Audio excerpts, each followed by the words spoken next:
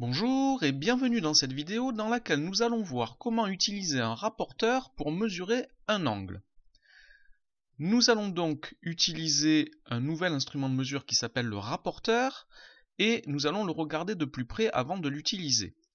Un rapporteur a une forme demi-circulaire, en tout cas sa partie graduée a une forme demi-circulaire. Et si nous avons un demi-cercle, nous avons quelque part un centre. Nous avons ici le centre du rapporteur qui est repéré sur ce rapporteur par l'intersection d'une ligne horizontale et d'une ligne verticale. Ensuite, nous avons des graduations. Nous avons d'abord des graduations extérieures ici, qui partent de 0 à gauche et qui vont jusqu'à 180 à droite ici. Et il s'agit de 180 degrés.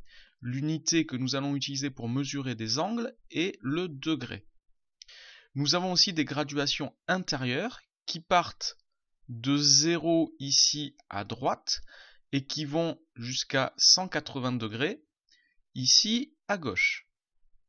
Donc pareil de 0 à 180 degrés mais elles vont dans l'autre sens. Alors nous avons deux graduations, il faudra faire attention à ne pas se tromper lorsqu'on les utilise. C'est une source d'erreur, on va essayer d'éviter de voir comment éviter cette erreur.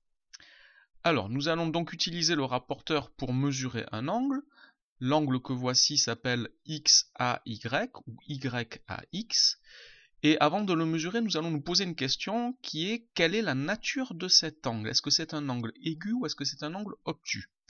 Ici, je vois que c'est un angle aigu. Si j'ai un doute, je prends une équerre pour le comparer à l'angle droit.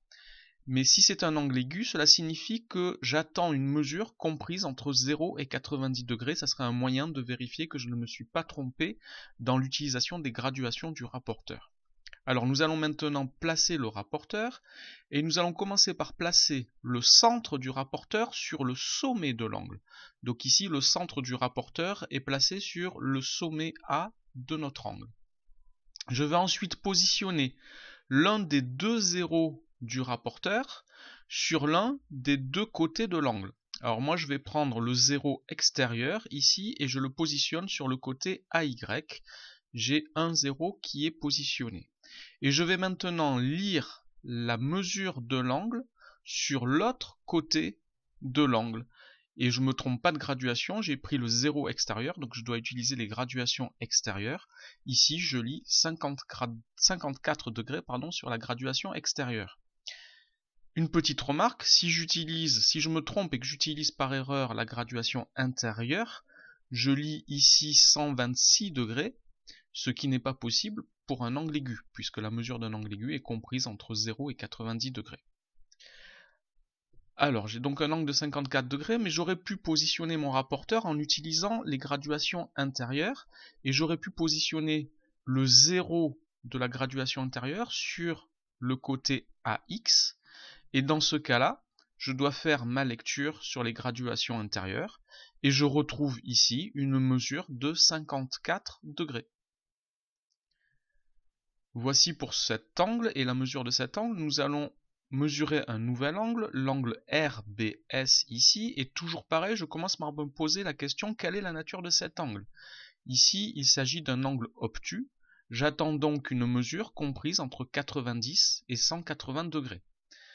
Je commence par placer mon rapporteur de telle sorte que le centre du rapporteur soit superposé avec le sommet de l'angle, comme ceci, et ensuite je fais tourner le rapporteur pour que l'un des deux zéros soit superposé sur un côté de l'angle. Ici j'ai pris le 0 extérieur qui est superposé avec un côté de l'angle. Et je vais donc lire sur la graduation extérieure, ici je lis 132 degrés. Comme tout à l'heure, si je me trompe de graduation pour ma lecture, si je lis sur les graduations intérieures, je vais lire ici 48 degrés, ce qui n'est pas possible pour un angle obtus, puisqu'un angle obtus a une mesure comprise entre 90 et 180 degrés. Alors pour mesurer cet angle, j'aurais pu utiliser les graduations intérieures en positionnant le 0 de la graduation intérieure sur un côté de l'angle.